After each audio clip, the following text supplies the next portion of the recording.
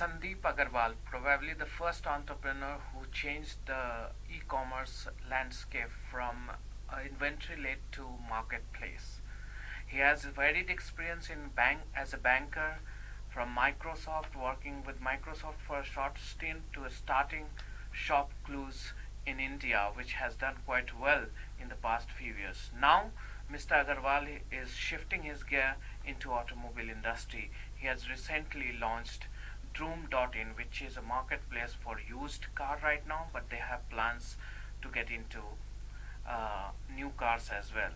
Let's talk to him. What is the idea behind setting up and entering into this particular segment? Mr. Agarwal, why automobile Yeah. industry? First of all, Nabil, thanks for having me. So, I think when I did Shop Clues, I saw the opportunity that the 15 million people who sell something for a living, they were unable to participate in the organized retail revolution in this country. And on the buyer side, because of the inventory-led model, buyers did not get selection, pricing advantage, etc.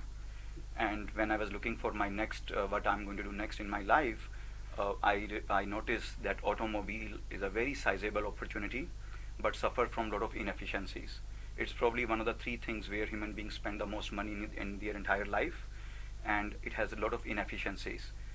And I saw the opportunity to basically bring. You talk about inefficiency. Could you please highlight what kind of Sure. efficiency you think there were, and you think how are you going to Sure, absolutely. solve that? Yeah.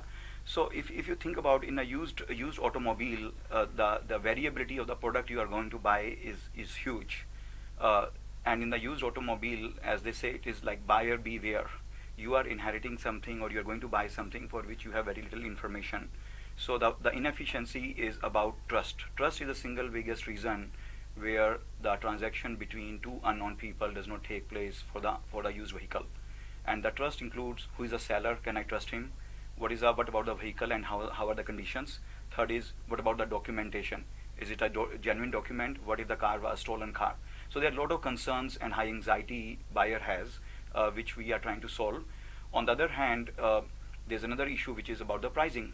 This is not a brand new sealed in a box tiny type of item where you know the MRP and that's what it is going to sold at. The price variability of a used car, let's say 3-year-old Maruti Suzuki Wagon R, the price variability could be 30-40%. And buyer will always suffer from something called buyer remorse. The moment you buy and seller agrees, you will always think, did I give enough? Did I get a good deal or not? So Droom is basically trying to address these two inefficiencies on a buyer side, which is really the trust and pricing. So let's get back to your journey. A very interesting story behind you.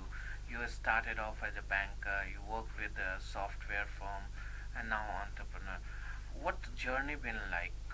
What was your learning? Why did you enter into entrepreneurship, Yeah. quitting a job in US and Sure. coming to India? Yeah, no, that's a great question. See, I think I started Shop Clues in 2011, and I must acknowledge that I was probably acting in mirror in the bathroom as an entrepreneur probably several years before I end up getting that opportunity. I grew up in this country. I went for my MBA in US, then worked with one technology company in San Francisco, and then with Microsoft, and then several years on Wall Street.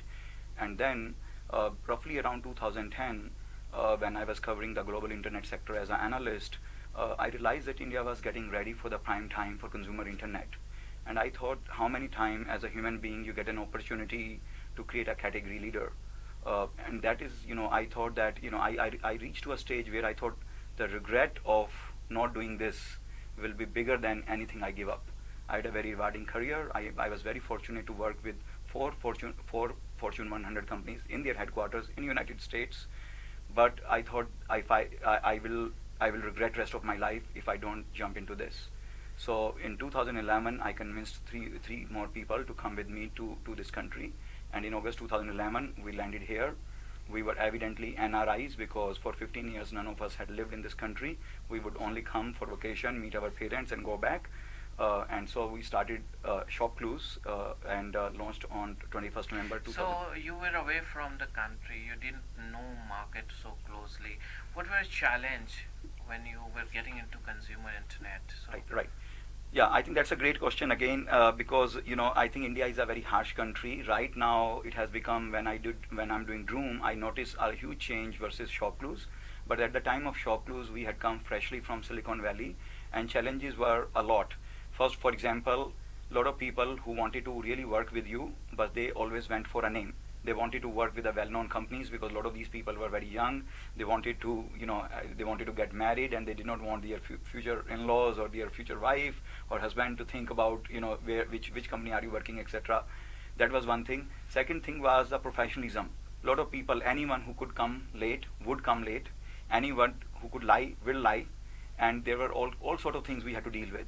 Attracting technology talent alone in Gurgaon in 2011 was very difficult. By the way, that remains one of the biggest challenge even today with Droom. Although we have a very nice, big, large technology team, but that's one of the big challenge. And then, when we were starting our office, someone took advance money and never completed our office. So we actually ran into, maybe you can call it a Murphy law, but anything which could possibly could go wrong, actually it went wrong. How did you convince investors? Because then it was a totally different sort of thing. So how did you convince the investors that they should come? Now, of course, a startup has become in vogue, and people are coming up. Then it was very tough to get investors. Yes, that's right. How did you get it? Yeah, actually, you're absolutely right. We started Shopcluse when we were the 35th entrant into Indian e-commerce, and before we came into this country, investors had made a lot of investments. In fact, they were thinking that they probably have a overexposure with e-commerce, and perhaps e-commerce is not really playing out as they thought. So in fact, when I came with Shopcluse, a lot of investors thought that I'm also drinking the Kool-Aid of something which has a lot of bandwagon, but it may not work.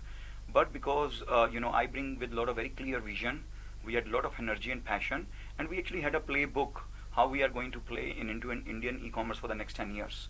And I think some of those things resonated. So what were your key? I think our key areas was that with Shopcluse, we created India's first managed marketplace.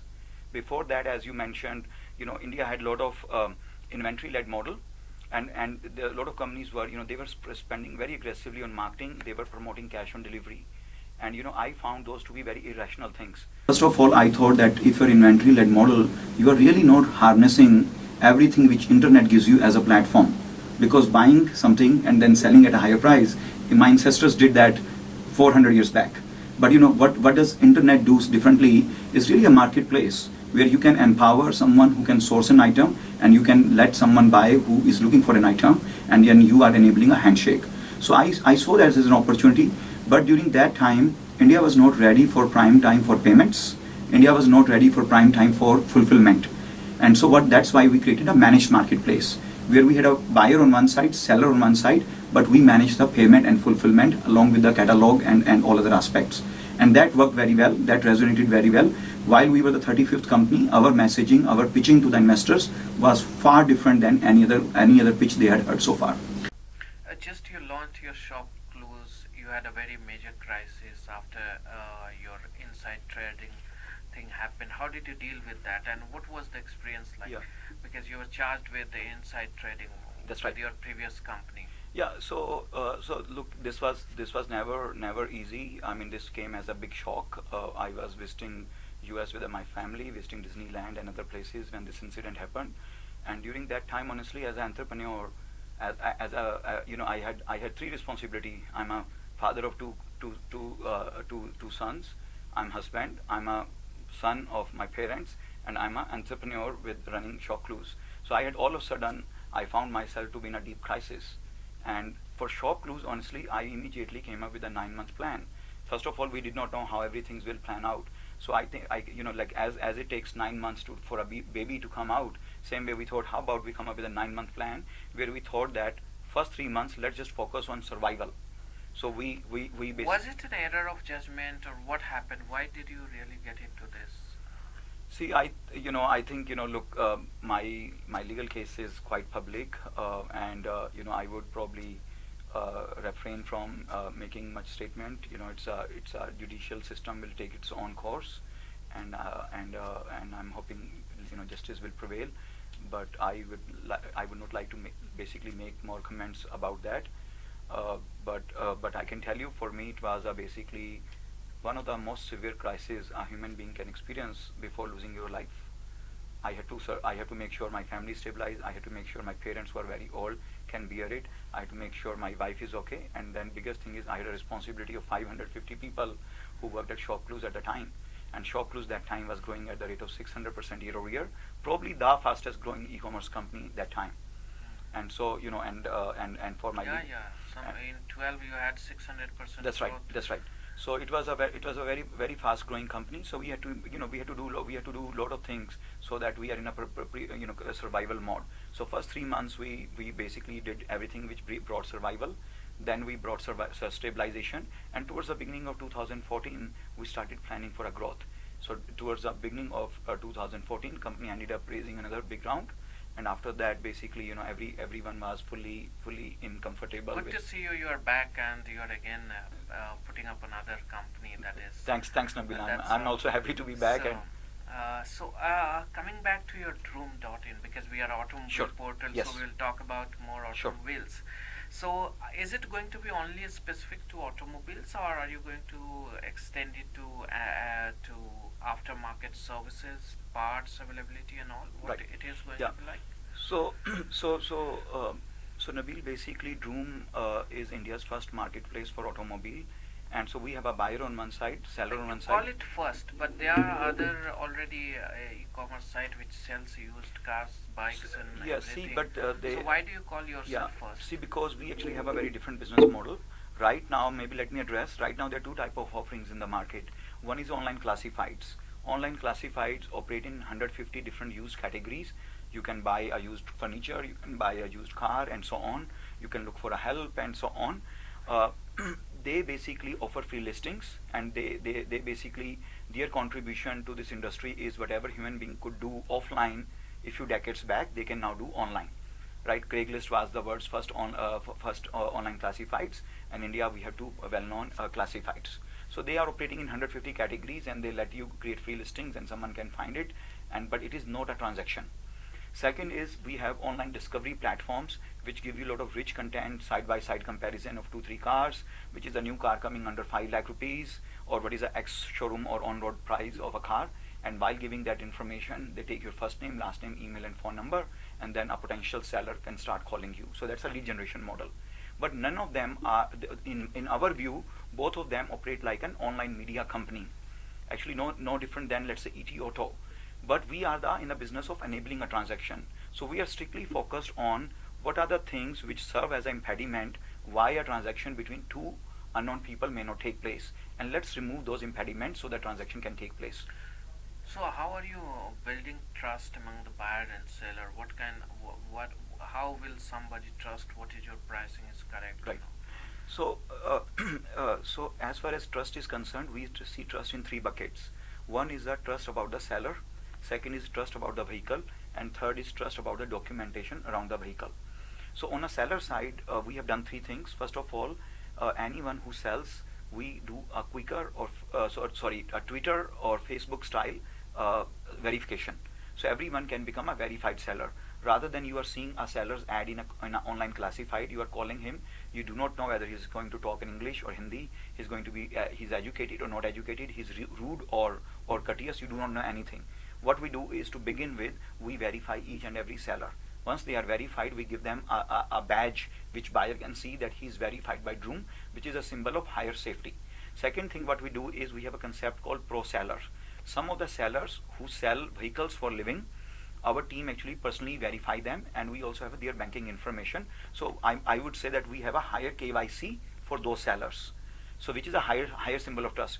Third thing what we do is we harness user generated rating and reviews. So like Uber, like Airbnb, you can rate every seller at Droom under 7 different parameters. For example, was he courteous? Was he communicating well?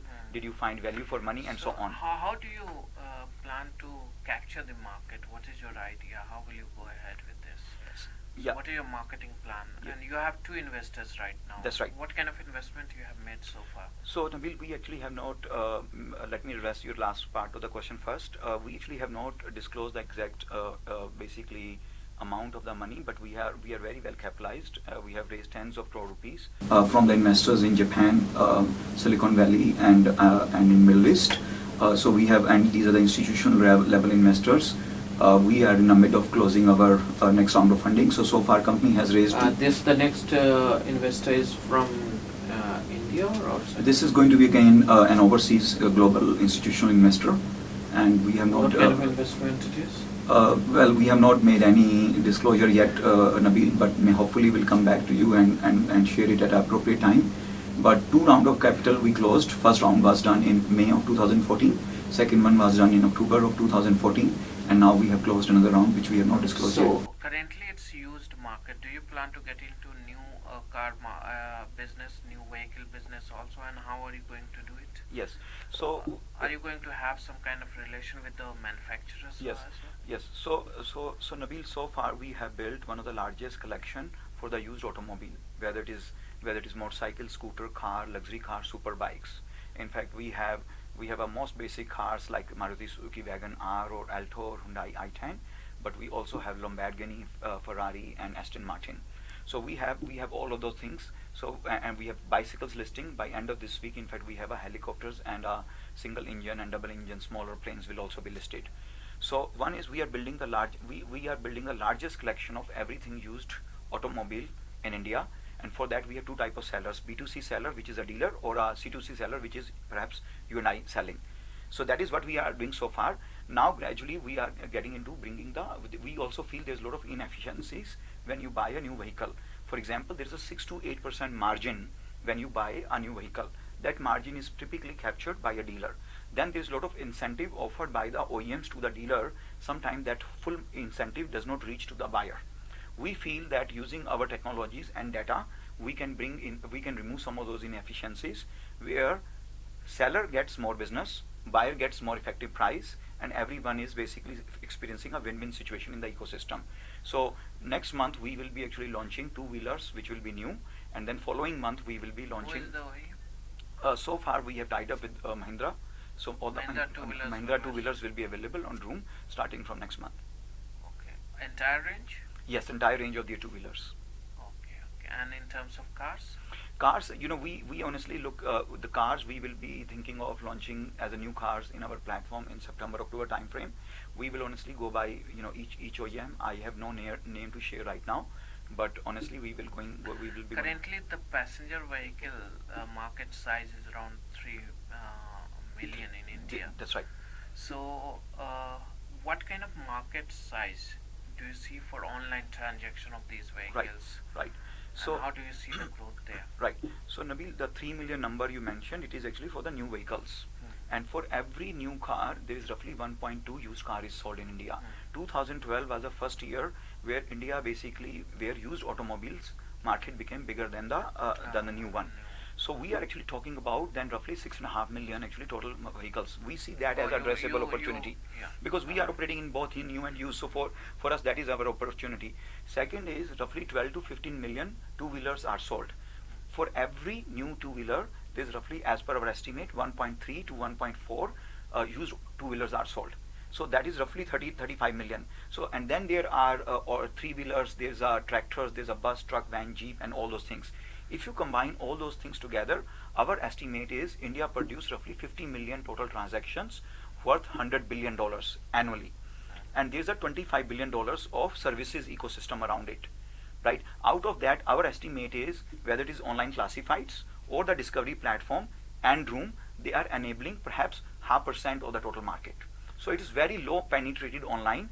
Our view is by 2020, roughly 3 to 4% of the total automobile market can be online. That would be of what size? That could be around 25 to 30 billion dollars. And so, at any point of time, do you consider getting into inventory system, or do you see for new at least, or how will you transact the new vehicle? That's right. Then? So Nabil, so your two-part question. First is we will never be in any inventory model. Only thing we understand is product and technology for consumer internet industry, how to give great experience to the buyer and how to create tools for the sellers. So we are strictly a technology company. That's how we operate. So not even once we will be in anything which is inventory led. That is one part.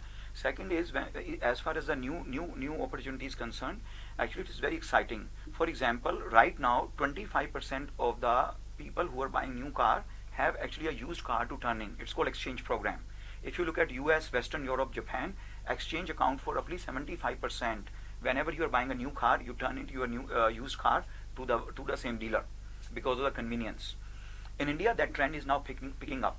So we are actually coming up with something called request for price, where basically, if let's say if you're selling Maruti Suzuki Wagon R 2011 with 73,000 kilometer, you are now going to buy Hyundai i20. You are also looking for an auto loan, and you are looking for an insurance, comprehensive insurance. So all of a sudden, this customer is actually has a huge economic value he's going to generate. We are actually we are providing a solution for them where with a single one point. Yes, at single interaction, he's what he's looking for. He's essentially looking for the highest price for his Maruti Suzuki Wagon R which he wants to sell. He's looking for the lowest price for Hyundai i10 which he wants to buy. He wants to look the best deal for auto loan, and he's looking for the great deal for the insurance. And we can get him all those four and with a single experience. So we call it as we have a program called Request for Price, which will be fully commercialized by next month, and that will allow the 25% of the used cars, and it is great for the for the OEMs, because now it increases their ability to push their product, because every OEM offer a lot of incentive, because whenever someone is turning a new used car, they want their car to be the new car. So this is a program which we are launching. Beside that, we have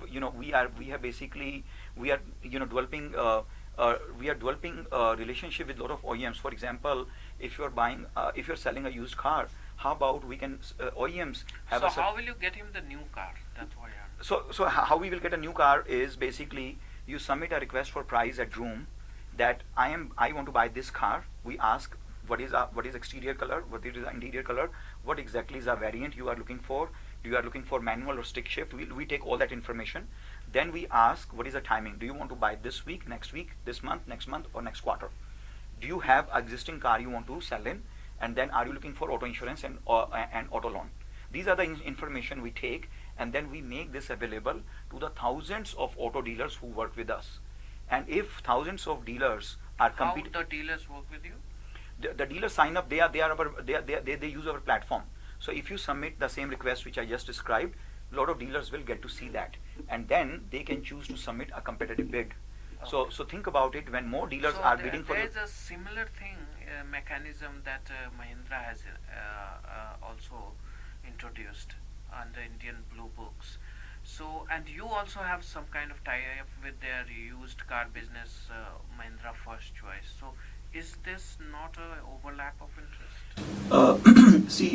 We actually have two very distinct partnerships with Mahindra First Choice. One of them is Mahindra First Choice offers something called Auto Inspect, where in about 550 locations throughout the India, they can inspect a two-wheeler and a four-wheeler based on 100 to 120 checkpoints, which bring a comfort for a buyer or seller in terms of at least a lot of things which were previously unknown. So Mahindra actually does that for our buyer and sellers, and we have developed our partnership with them with a very well-defined commercial, very well-defined SLA. Similarly, Mahindra have a one product called India Blue Book, which is basically they have a last 10 years transactional data of, because they are one of the largest OEM, and they have Mahindra First Choice, which is the organized retail physical locations for the buying and selling cars. We use that data to tell our buyer and seller what could be the price of the car. So that is called India Blue Book. We have our own pricing algorithms. We are neither an online classifieds nor a discovery platform. So every transaction which takes place, we have a full data for that. So we are harnessing that data also to show someone. Let's say if you are listing a car for 3 lakh rupees, I can now show you through using Droom data that 73% of the people selling the similar cars are selling at a price less than 3 lakh. That is something only we can do because we have actual transactional data. So that's how we operate, and we don't see as an overlap or any conflict of interest. So by next year, we'll see what kind of transaction at your platform in terms of overall automobiles. See, I think so far God has been quite kind to us, and we have grown very fast. 7th January of this year was day one when we sold our first transaction. It was a 2012 Bajaj Pulsar motorcycle, and we did for full month we did 5 lakh rupees in business. But in the month of June, we actually did 13 crore rupees of business. So your revenue model is only through transaction charge that you levy So, around 2%? so yes, so we charge, basically we charge on a successful transaction, roughly 2%, and beyond that, we actually have a program called Pro Seller Premium. So some of the large dealers, if they want premium account management services from us, they have to pay a monthly subscription for that. And then for casual sellers, we charge a premium listing fee. But our main revenue source is roughly that 1.5% to 2% we charge on a successful sale of a transaction. How do you see your revenue going up in the next See, year? as I mentioned, we have actually grown roughly 250 times from January until June. We have come long Because way. of the low base, but how do you see it in the coming I expect Droom to remain a hyper growth company for several years. I think there are serious inefficiencies and pain points for a buyer, and the sellers, lot of sellers, they don't know English, they don't have capital, they don't know technology, but they can source a car better than you and I. They have no way to participate in the organized retail revolution in India. The way lot of retail has gone either to e-commerce or to the branded organized retail sector. Similarly, in automobile, buyers are no longer comfortable going to Karol Bagh or somewhere and buying a car or a vehicle from an unknown dealer. Using our platforms, those dealers actually get to participate in the organized retail. And on our buyer side, as I mentioned, we have a very distinct value proposition in terms of giving them a trust and pricing advantage. We feel these are the inefficiencies very prominently prevailing in the market, and as long as we are working for buyer and seller, we will continue to grow. We think by 2018-19 we can do roughly 10,000 crore rupees. We can enable roughly 10,000 crore rupees of gross revenue on our platform, which will still be not even 0.5% of the total industry size of the total automobile in India. So you don't want to touch upon the parts and all accessories and all? So this is let me actually share with you our roadmap. We started with NCR and only used vehicles. Now we last 2 months we expanded to pan India, and now we are already started thinking of, as I mentioned, next month we will have a two-wheelers which will be new. So as a startup company, we can do a lot of things, but we have an approach of doing. So slowly you will go absolutely. overseas market. That's as right. well. That's right. So we will do a lot of things which we are currently not doing. For example, we have a plan that by Q1 calendar year 2016 we will expand in Southeast Asia. So Singapore, Indonesia, Malaysia, Philippines, and Vietnam are the 5 countries we have identified. So, but right now we are laser focused. We want to get India right, fix all the automobile problems, and we have built a world-class technologies which is extremely scalable, and we think we will go to Southeast Asia in Q1 of 2016, middle of 2016 if everything goes fine to Western Europe, and by end of 2016 to US. We think what we are building is a global product and it can be utilized in any geographies. Thank you so much, Mr. Aggarwal. Thanks for having me. Wish you all the very best. Sure, thank you.